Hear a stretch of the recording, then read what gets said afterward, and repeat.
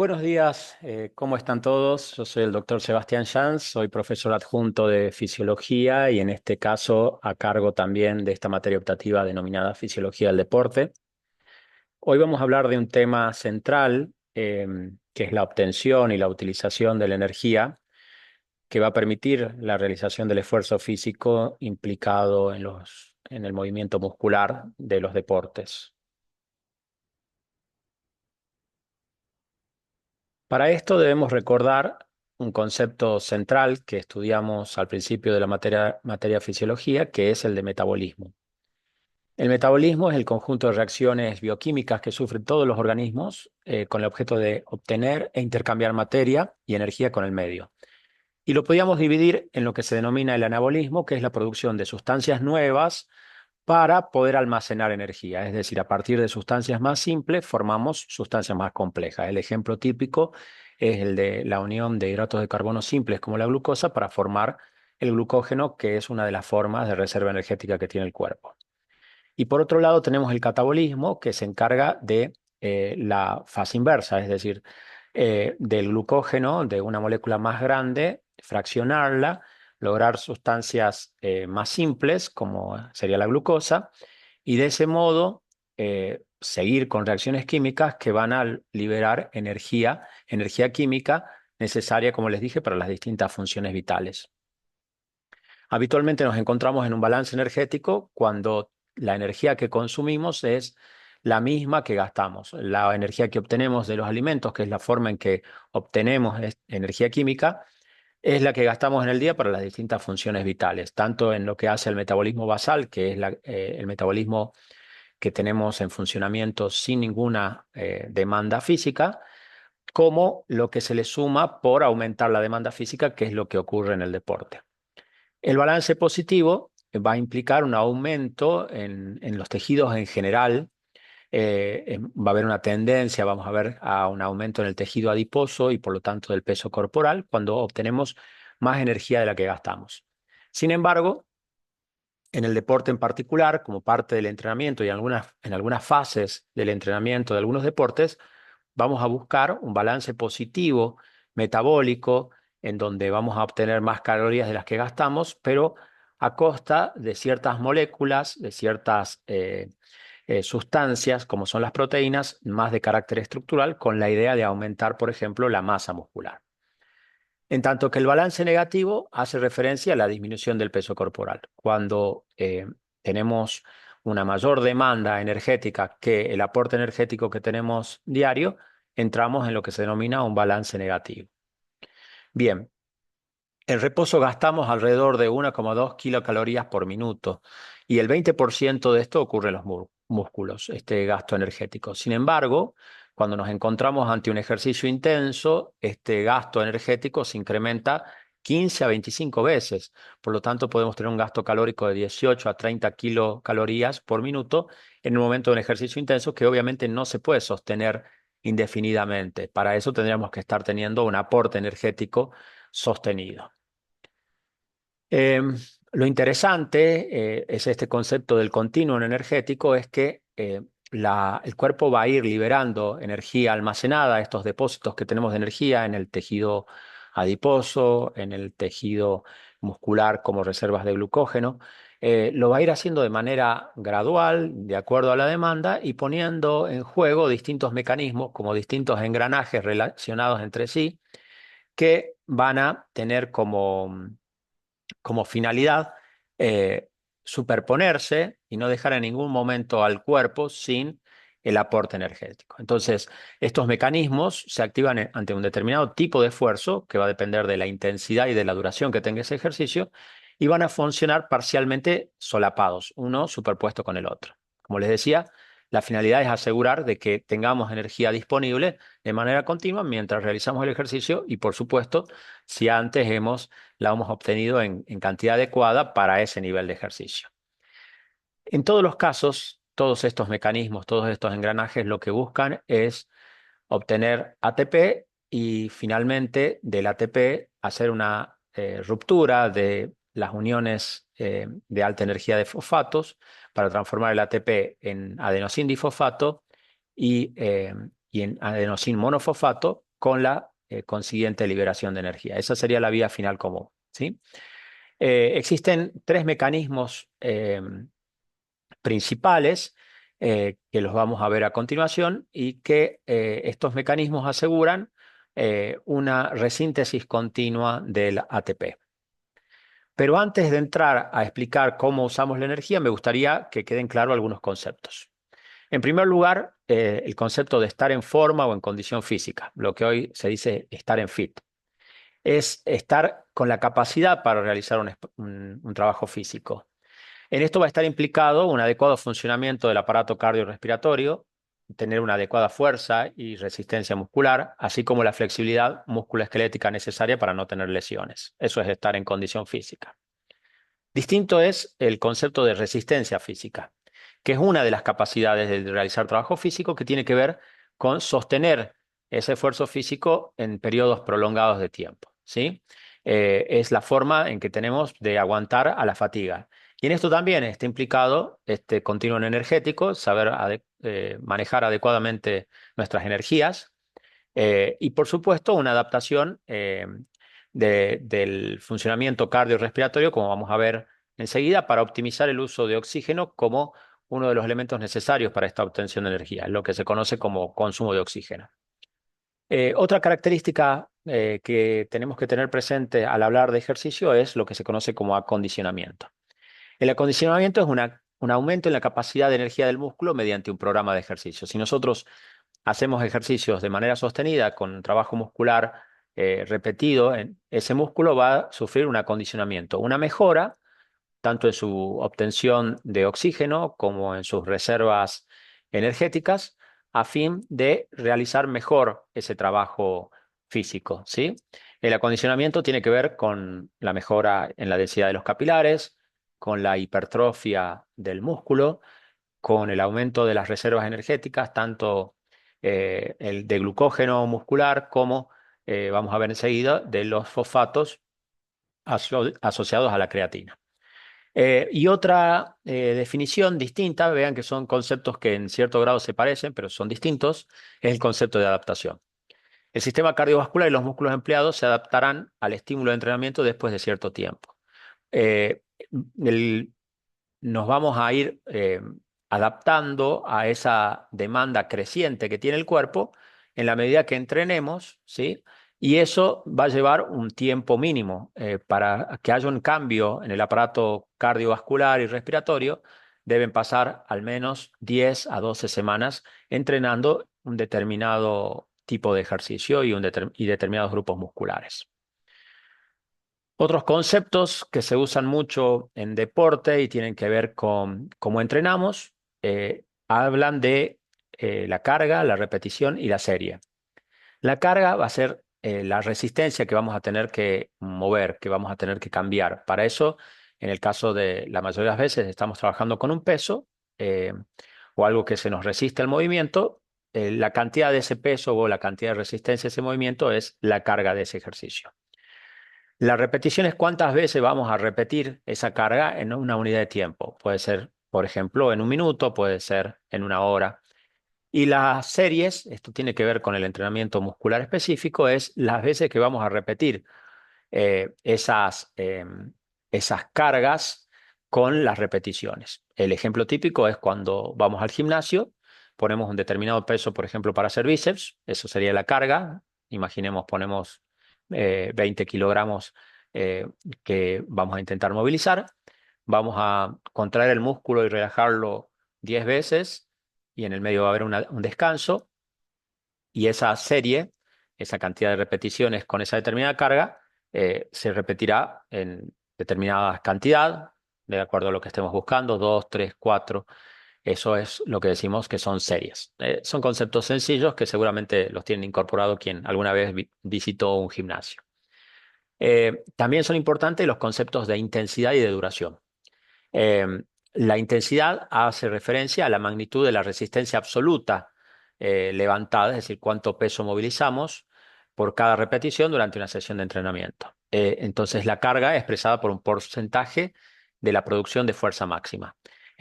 Podríamos decir que el músculo tiene una capacidad máxima que se va a ir incrementando. Eso es lo que vamos a lograr con la adaptación.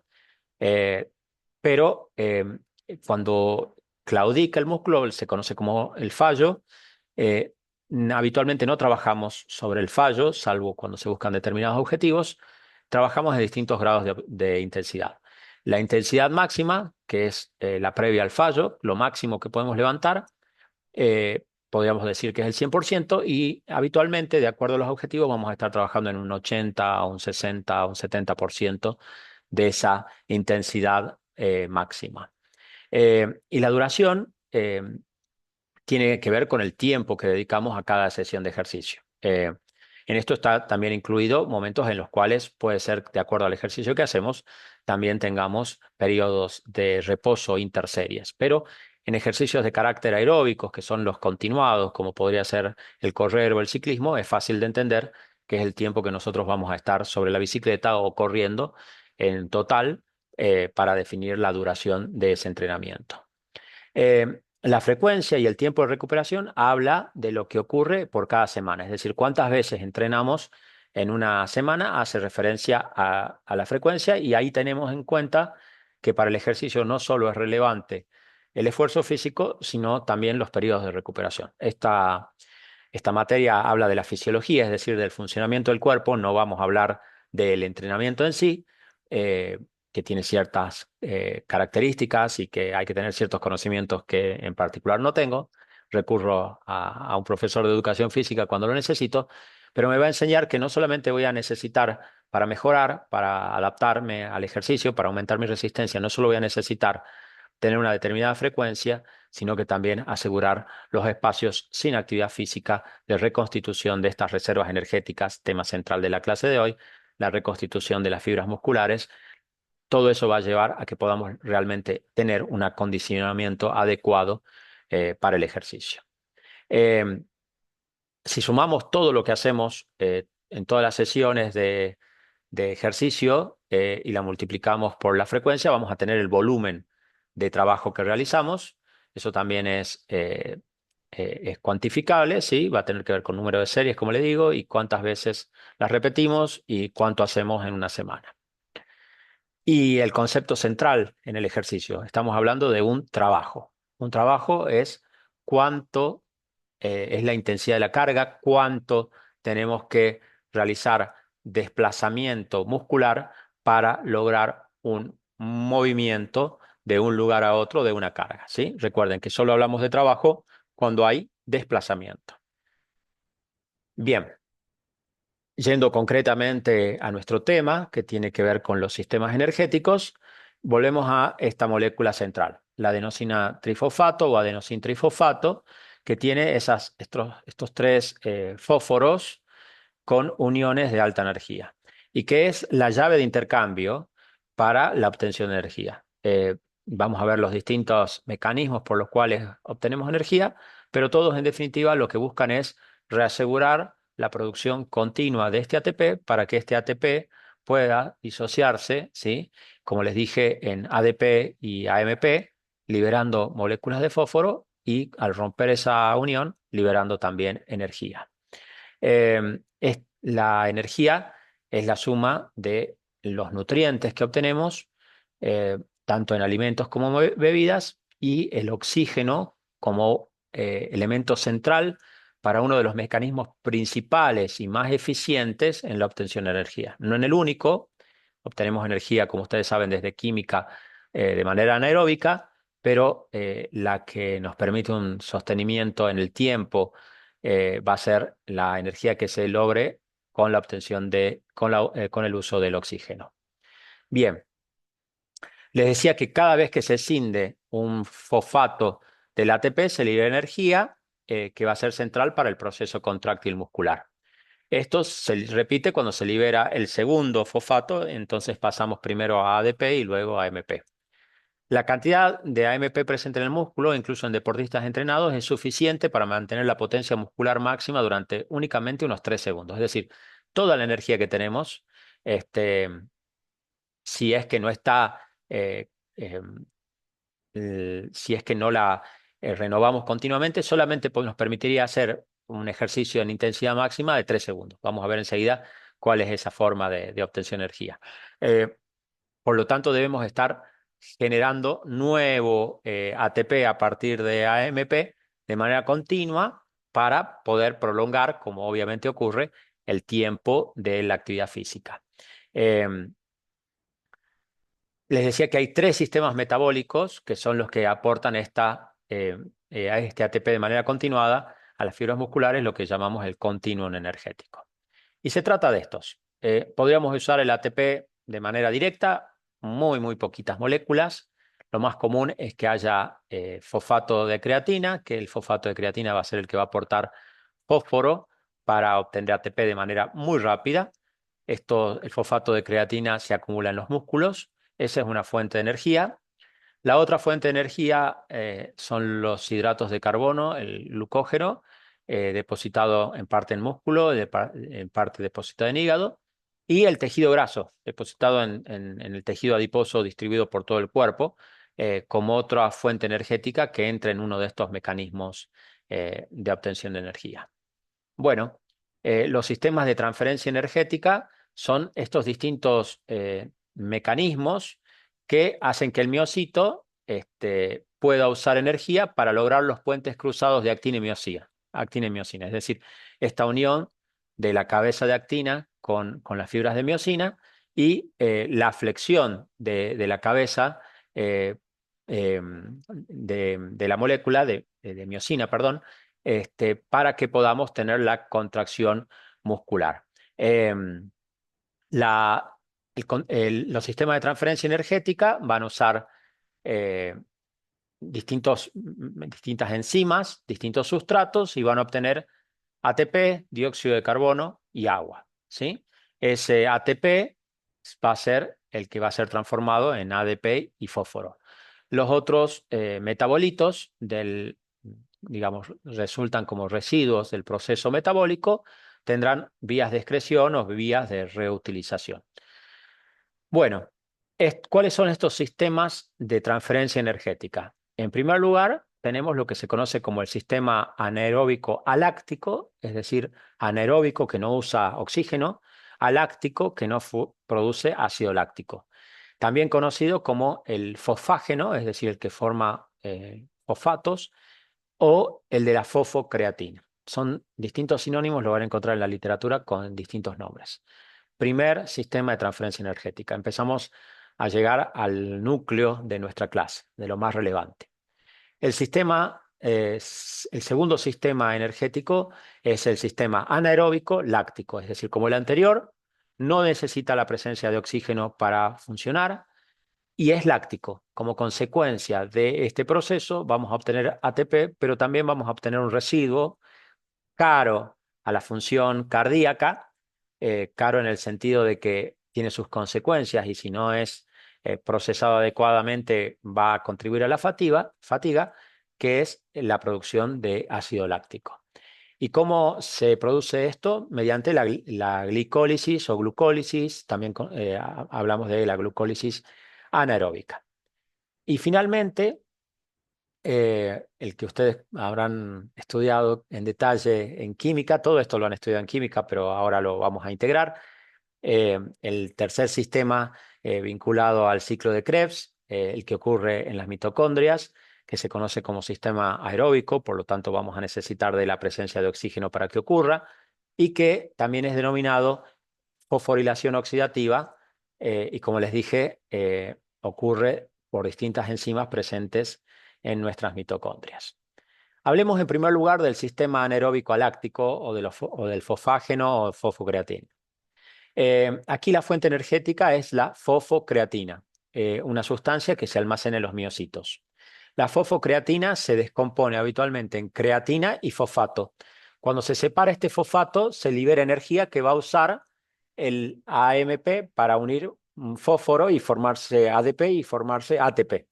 Entonces, como forma de guardado de la energía va a ser la fosfocreatina. Cuando esta se rompe, la fosfocreatina, y se libera el fosfato, ese fósforo se va a unir al AMP para ir formando, agregando uniones energéticas y formar el ATP. ¿Cuándo usamos el sistema anaeróbico aláctico? Este sistema aporta energía de manera casi inmediata, por lo que sirve para series cortas y rápidas de actividad. Son prácticamente acciones reflejas. Eh, Funciona para 10, 30 segundos de un ejercicio intenso. Podría llegar a alcanzar casi, no totalmente, para una carrera de 100 metros, quizás para los que son corredores olímpicos cercanos a la marca mundial de menos de 10 segundos. Eh, en tanto la actividad física se prolonga más en el tiempo, ya no es suficiente esta fuente energética, pero también cuando hacemos ejercicios de fuerza, es decir, estamos levantando peso, esas series que son cortas, son ejercicios cortos y descanso, corto y descanso, también van a hacer uso de la fosfocreatina, ¿sí? Eh, no requiere oxígeno, como les he mencionado, pero genera lo que se denomina una deuda de oxígeno que enseguida vamos a ver, que tiene que ver con que luego de realizar el ejercicio físico vamos a tener un tiempo para recuperarnos y eso es lo que se conoce como deuda de oxígeno, que lo vemos en detalle enseguida. El aporte de ATP fosfocreatina se recupera cuando el músculo está en reposo. Vamos a tardar entre 3 a 5 minutos en restablecerlo. Por lo tanto, cuando hacemos ejercicio en un entrenamiento, si queremos volver a usar la fuente de la fosfocreatina, debemos tener pausas entre las series de entre 3 y 10 minutos. Eh, el volumen total de trabajo que vamos a poder lograr es de 3 a 10 minutos, así como el tiempo de descanso, ¿sí? Y la duración de esos ejercicios, siempre que estemos trabajando solo con la fosfocreatina, será de 10 a 30 segundos máximo y con una frecuencia de entre 2 a 3 veces por semana. Para usar la fosfocreatina, las fibras involucradas son las de la contracción rápida, las fibras de tipo 2B que vieron con el doctor Iván Royal, ¿sí? Ejemplos de ejercicios que usan casi exclusivamente la fosfocreatina son, les dije, corredores de atletismo de menos de 100 metros, saltos, lanzamiento, levantamiento de pesas, el arranque en algunos ejercicios. Bien, aquí tenemos una representación. La fosfocreatina se forma a partir de la creatina sintetizada en el hígado. Esta pasa a la circulación. De la circulación es captada por el miocito y en el citoplasma del miocito, no en la mitocondria, la fosfocreatina, perdón, la creatina es fosforilada a fosfocreatina y esta es la que permite la reserva energética y la utilización de energía para lograr ATP. Cuando separamos el fosfato, nos quedamos con creatina. Esa creatina va a pasar a la circulación sanguínea y va a ser finalmente excretada en orina. Como ustedes han estudiado en fisiología, la creatinina, que es el residuo de la degradación posterior de la creatina del músculo, eh, se, eh, es un reflejo del grado de filtración que tenemos en nuestro riñón. Entonces, eh, es posible que si nosotros tenemos mayores niveles de creatina, aumenten los niveles de creatinina, lo que no significa que esté afectado el funcionamiento ni el filtrado renal. Eh, a no confundir estos dos términos, la creatinina, recién yo lo confundí, es un producto de la degradación de la creatina que ocurre en el músculo y que pasa al torrente sanguíneo para ser excretado por la orina, en tanto que la creatina es un producto generado en el hígado que pasa al torrente sanguíneo, de ahí es captado por receptores específicos de creatina del músculo y en el citoplasma muscular se va a unir al fósforo para formar la fosfocreatina. Bien. Les decía que si nosotros pensamos en kilojoules por minuto, es decir, cuánto trabajo podemos hacer, cuánta potencia tiene nuestro trabajo, nos va a permitir un pico intenso de esfuerzo físico, pero muy corto en el tiempo, ¿sí? Máximo unos 30 segundos, pero en los primeros 10 segundos es donde más descargamos ATP a partir de la fosfocreatina. Bien.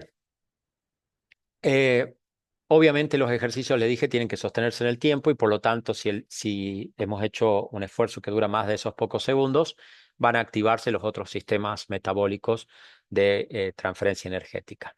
El segundo en activarse es el sistema anaeróbico láctico o glucolítico. En este caso, cada molécula de glucosa que obtenemos a partir de las reservas energéticas y de los alimentos, acuérdense que a partir del glucógeno, por acción de la fosforilasa, teníamos glucosa 6-fosfato. Esta por la eh, podría tener un intercambio con la fructosa 6-fosfato, ¿sí? Y a partir de estas moléculas de glucosa y de fructosa, por acción de la fosfofructoquinasa, vamos a obtener energía y vamos a obtener también, eh, digamos, como resultado de este proceso, piruvato, y el piruvato transformarse en lactato. Cada molécula de glucosa sin la utilización de oxígeno puede escindirse en dos moléculas de piruvato, que a su vez, cada una de esas moléculas de piruvato va a liberar dos moléculas va a formar dos moléculas de ATP. Por lo tanto, a partir de cada molécula de glucosa podemos obtener cuatro moléculas de ATP sin la presencia de oxígeno. Este piruvato puede continuar para la vía aeróbica, ¿sí? Entrando a la mitocondria. En este caso vamos a necesitar oxígeno. Si hay oxígeno suficiente, la mayor parte de ese piruvato, perdón, si el oxígeno, este, sin el oxígeno suficiente, si no tenemos suficiente oxígeno para que entre en el ciclo de Krebs, ese piruvato se va a convertir en ácido láctico y el ácido láctico va a difundir fuera de las fibras musculares hacia el líquido intersticial y la sangre. ¿Qué va a hacer el ácido láctico? Como todo ácido, va a producir descenso en el pH y es uno de los factores que determina el agotamiento físico. Y algunas manifestaciones como los dolores musculares eh, tienen que ver con el aumento de la acidosis y del ácido láctico. Bien, eh, tenemos por otro lado, perdón, siguiendo en esta vía, en el sistema anaeróbico láctico o glucolítico, decíamos que la fuente energética es la glucosa que obtenemos a partir del glucógeno, que no requiere oxígeno, pero al igual que el circuito, el mecanismo anterior de la fosfocreatina genera deuda de oxígeno, el ATP se resintetiza en el citoplasma de los miocitos, al igual que con el mecanismo de la fosfocreatina. Es una forma de obtención rápida de ATP, 2 a 5 veces más rápida que la vía oxidativa, ¿sí? Pero la mitad de rápida de lo que ocurre con los fosfágenos. Es una situación intermedia entre lo aeróbico y la de los fosfágenos. Y les decía que algo fundamental, le da el nombre a este sistema, es que es un generador de ácido láctico. En este caso también están implicadas fibras de contracción rápida, pero son las fibras de tipo 2A. Aporta energía para actividades de intensidad moderada y de corta duración. Es la principal energía que usamos en esfuerzos entre 30 segundos y 90 segundos de actividad muscular máxima. Para esto, para usar esta vía necesitamos un volumen de trabajo máximo de 10 a 12 minutos y una duración de entre 10 y 30 segundos máximo, con una frecuencia de actividad de 3 veces por semana. ¿En qué ejercicios predomina el sistema anaeróbico láctico? Por ejemplo, cuando se hace una coreografía breve a intensidad submáxima, de alrededor de hasta 2 minutos, cuando corremos distancias intermedias, 400, 800 metros, cuando se hace el pique en un ejercicio físico como el básquet, el tenis, el fútbol, que no es solo el arranque, sino que se sostiene un tiempo más. Imaginemos un corredor de fútbol que agarra la pelota en su área y tiene que correr un gran trecho de la cancha, pasar al área contraria. Eso en un principio usar los fosfágenos, pero va a también requerir del sistema anaeróbico láctico para la obtención de energía. Y el tercer sistema de intercambio energético es el sistema aeróbico o de fosforilación oxidativa, que ustedes deben recordar por lo complejo de acordarnos de todas las enzimas participantes en el ciclo de Krebs. En este caso, obtenemos energía en las mitocondrias, donde los alimentos que nos aportan fundamentalmente hidrato de carbono, pero también el ácido láctico, van a sufrir un proceso de oxidación, ¿sí? Y de ese modo obtenemos energía. Por lo tanto, requerimos oxígeno junto a la glucosa, los ácidos grasos y los aminoácidos. Lo interesante de este sistema es que libera grandes cantidades de ATP desde las mitocondrias a los miocitos. Predomina sobre los otros sistemas después de pasado el segundo minuto de ejercicio.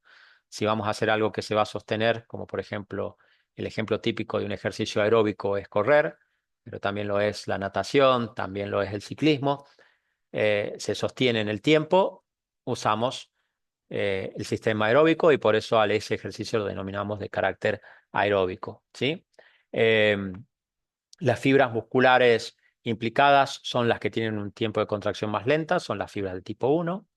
Su aporte de energético es ilimitado, o sea, se puede sostener en el tiempo de manera indefinida, pero ¿qué tiene que tener? Aporte de oxígeno y de nutrientes. Es decir, tenemos que tener un aparato cardiovascular lo suficientemente eficiente para estar aportando el oxígeno necesario mientras se sostiene ese ejercicio. Eso es lo que se logra en el acondicionamiento. Si nosotros tenemos un acondicionamiento al ejercicio, si tenemos un entrenamiento siguiendo las pautas que corresponde, cada vez vamos a aguantar más tiempo, por ejemplo, subido a una bicicleta, podremos estar horas subidos a la bicicleta mientras le estamos aportando oxígeno, que es decir, nuestro aparato cardiovascular es capaz de respirar y de bombear la sangre de manera apropiada a los músculos.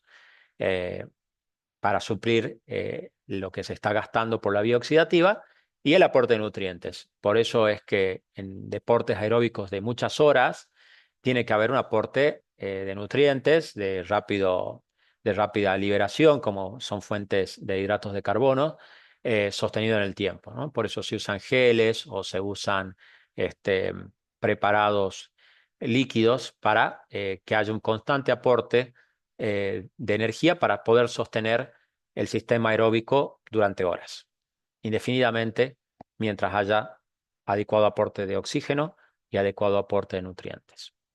Eh, pero bueno, si digamos si usáramos en grado máximo y sin ningún otro aporte de energético, con las reservas podríamos durar, la duración del ejercicio sería de 3 a 15 minutos, el volumen de trabajo de 15 a 60 minutos y una frecuencia de 3 a 6 días por semana.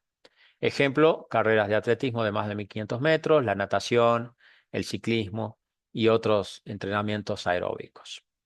Aquí vemos cómo este gráfico superpone la obtención de energía rápida, que es la del ATP, con la glicólisis de la glucosa anaeróbico. Y el de recién vimos que el aeróbico va a ser la tercera parte, creo que lo tengo en un gráfico anterior.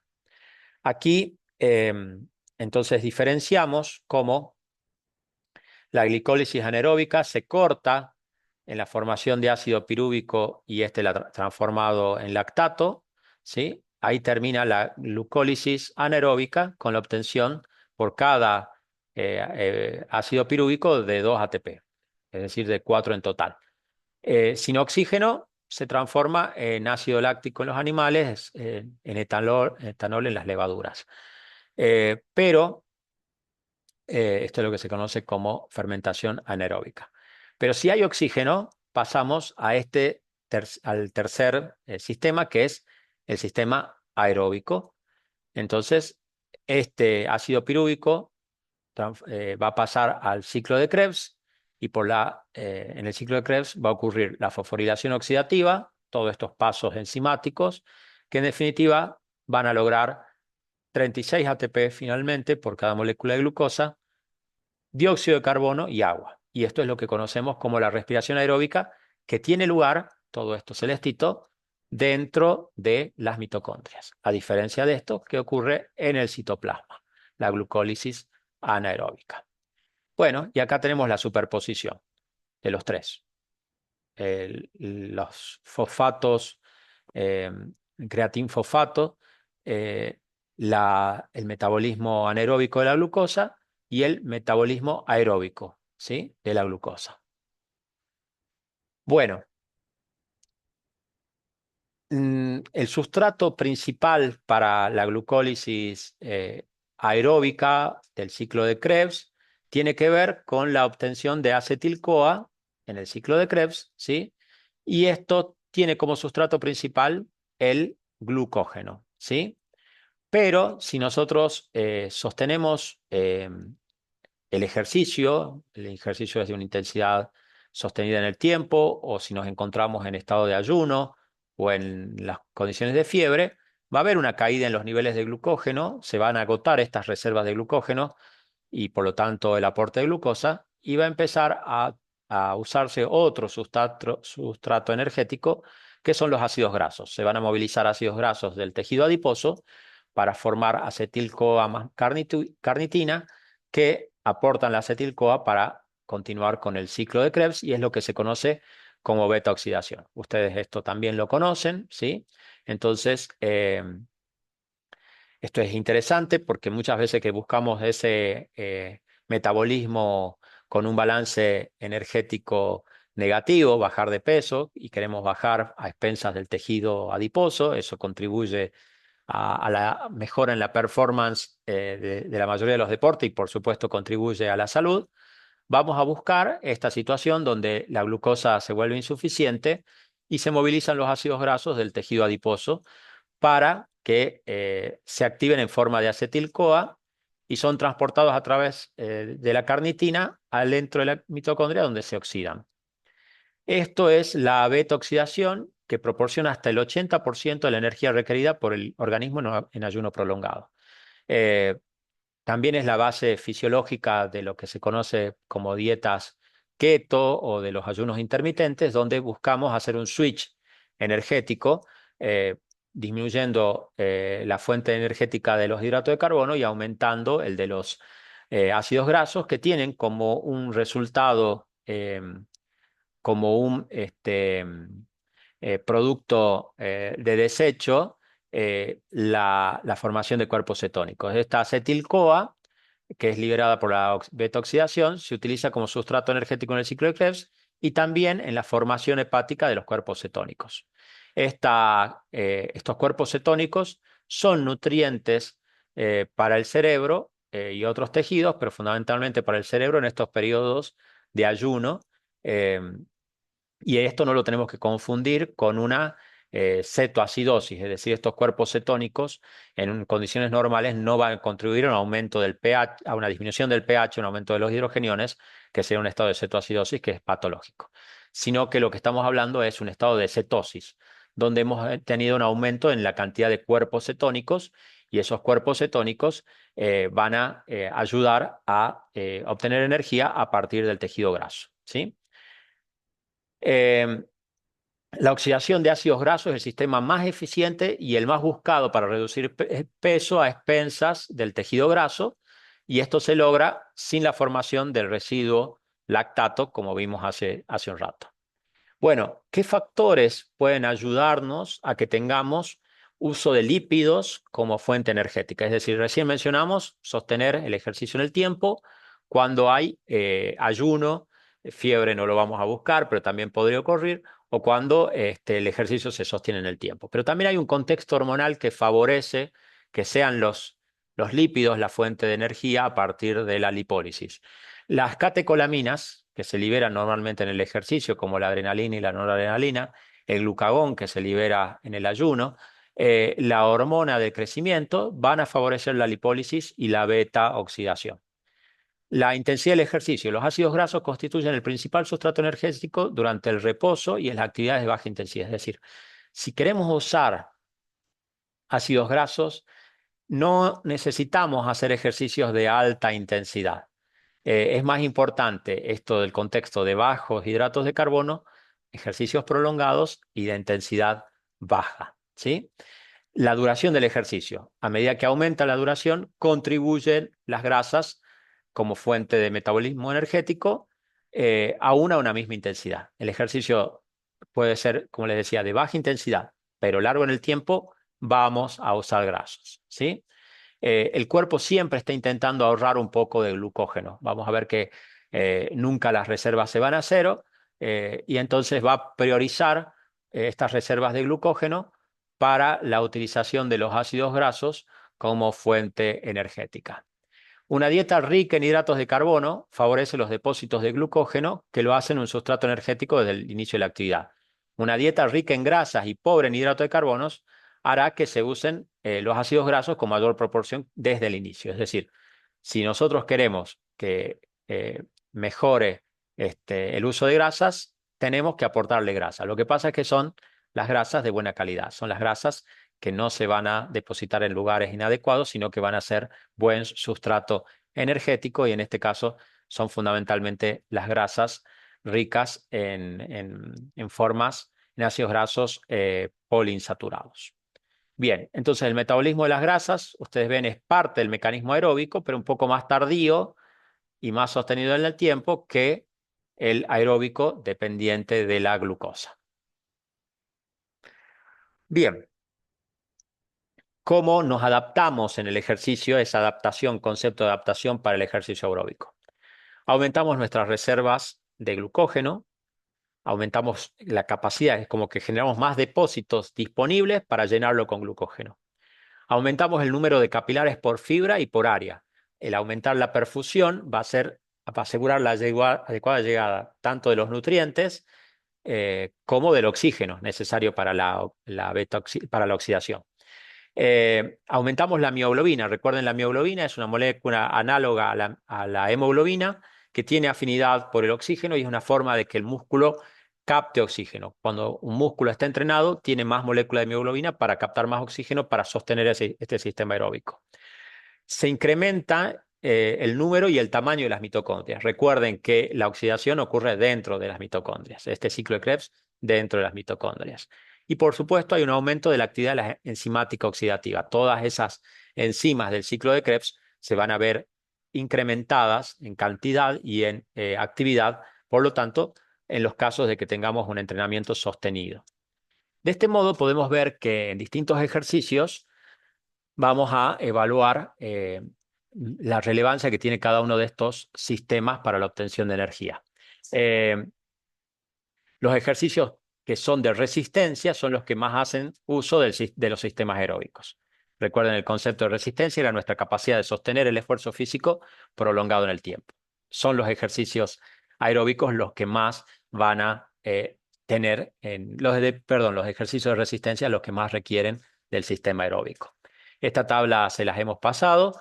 Es importante porque ustedes van a elegir un deporte para explicarlo y nos van a explicar cómo hace uso el deportista durante ese deporte de cada uno de estos sistemas energéticos. Así como tenemos el ejercicio y el trabajo que implica el deporte, tenemos, les decía, la relevancia de la recuperación. Es el tiempo de detención del ejercicio y el descanso, y no solo va a haber una reconstitución de las fibras musculares dañadas, de los sistemas en general, sino que también se van a recuperar los sistemas energéticos. Esto implica el pago de la deuda de oxígeno. Recuerden que hicimos un déficit de oxígeno en la medida que nosotros estábamos haciendo glicólisis anaeróbica o uso de la fosfocreatina. Entonces vamos a necesitar recomponer oxígeno para poder eh, volver a restituir nuestras reservas. En la recuperación vamos a eliminar ese lactato sobrante que les dije que era causa de muchos de los síntomas y de la limitación en la capacidad física, y la restauración de las reservas energéticas, como por ejemplo los depósitos de glucógeno en hígado y músculo. La deuda de oxígeno. Normalmente en el cuerpo tenemos un almacén de 2 litros de oxígeno. Hay 0,5 litros acumulado en los pulmones, 0,25 litros disuelto en los líquidos corporales, 1 litro combinado a la hemoglobina, 0,3 litros almacenados en las fibras musculares unidas a la mioglobina. En los primeros minutos del ejercicio intenso usamos todo el oxígeno de reserva, ¿sí?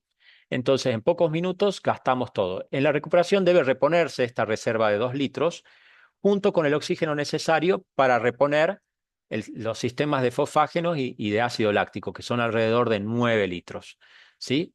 Esto es lo que yo decía, que se genera una deuda de oxígeno que debe ser pagada.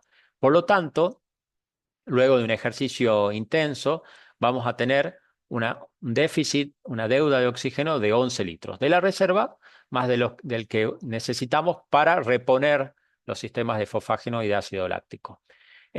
Todo el oxígeno consumido se recuperará en alrededor de 60 minutos para ejercicios prolongados, cuando mantenemos una respiración más intensa de lo normal. Es decir, luego de haber hecho un ejercicio intenso, estos 11 litros se van a reponer en esos 60 minutos donde seguramente va a estar aumentada la intensidad de los movimientos respiratorios en su profundidad y también la frecuencia respiratoria. Les decía que el lavado de lactato es fundamental. El lavado de lactato ocurre en parte como factor gluconeogénico en el músculo para ser oxidado en diferentes tejidos, principalmente el músculo esquelético y el músculo cardíaco, es decir, entra en el ciclo de Krebs, o para ser captado por el hígado y los riñones para su posterior síntesis de glucógeno hepático en el ciclo de Cori. Esto sería como también un mecanismo gluconeogénico. El 80 al 90% del lactato es utilizado para la resíntesis de glucógeno u oxidación mitocondrial y el otro 10 al 20% como sustrato en el ciclo de Cori. Bien, eso es lo que está mostrado acá. Recuerden, cuando no tenemos oxígeno, usamos lactato y ese lactato de alguna forma o lo reutilizamos para la obtención de glucosa o lo utilizamos para la obtención de energía a la vía aeróbica y si se acumula es causa de fatiga. Bien, la recuperación del glucógeno muscular. Una actividad intensa puede llevar a las reservas musculares de glucógeno casi a su agotamiento total. Les dije que nunca es del 100%. La recuperación de los depósitos puede llevar varios días, de 2 en dietas ricas en hidrato de carbono y más de 5 en dietas restrictivas. Y esto es muy importante, porque si nosotros vamos a hacer una actividad física que se va a prolongar en el tiempo, donde sabemos que la glucosa a partir del glucógeno va a ser relevante para un ejercicio de tipo aeróbico de resistencia, debemos llenar nuestros depósitos de manera previa. No hacer ejercicios intensos que gasten las reservas y además tener una dieta rica en hidratos de carbono para asegurarnos que esas reservas estén llenas a la hora de empezar el ejercicio. Y saber que va a demorar entre 2 a 5 días en haber una reposición de esas reservas energéticas a través del glucógeno muscular. Entonces, como conclusión, estos sistemas están constantemente activos, funcionando en paralelo y aportando energía. Esto es muy importante tener en cuenta, que no es que uno le sigue el otro, sino que hay un solapamiento, trabajan en paralelo, aunque uno es predominante en un momento determinado. Esto es lo que dice, uno tendrá más relevancia en un momento y otro en otro. El factor que nos va a determinar el protagonismo de uno u otro es principalmente la demanda de energía por unidad de tiempo, es decir, la intensidad y la duración del ejercicio y el nivel de entrenamiento. De tal modo que el sistema de los fosfágenos es el sistema que más energía da en la unidad de tiempo, es decir, de liberación rápida. Es como si fuera un motor que no tiene un depósito grande, pero tiene mucha potencia. Entonces, hace un funcionamiento rápido, pero corto. Y en el lado opuesto, en el otro extremo, está el motor oxidativo, que es un depósito grande, ¿sí? Pero de menor potencia, por lo tanto aporta energía de manera más gradual, pero sostenida en el tiempo. Y bueno, y además, recordar que el sistema aeróbico tiene varios sustratos energéticos para obtener energía. En primer lugar, la glucosa, pero también va a hacer uso de las grasas y ocasionalmente de las proteínas, algo que no es buscado en el entrenamiento deportivo, pero sí el consumo de las grasas por los mecanismos que yo les mencioné previamente. Bueno, muchísimas gracias, espero les sea de utilidad.